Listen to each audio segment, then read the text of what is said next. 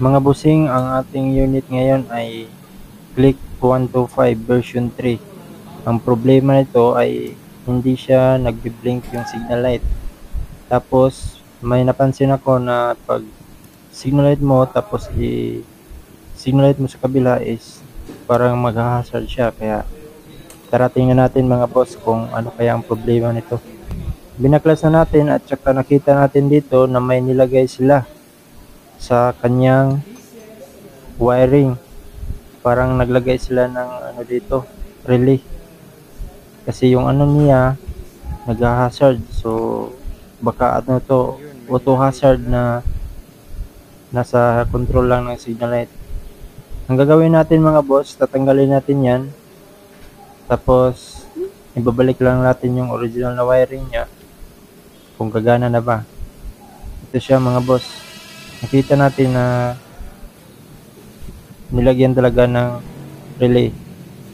So gagawin natin, tatanggalin natin yan. Tinanggal natin to. Tapos ito na yung wiring niya.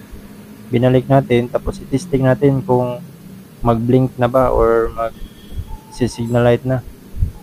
Balik muna natin mga boss. Diyan na nga boss, mga nabalik na natin.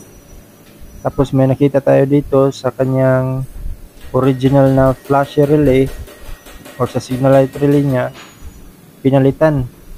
So confirm nga na ginawa nila ito ng hazard, na sa signal light lang ang control. So testing natin kung mag-signal light na ba. Ito yun ang ano niya, connection.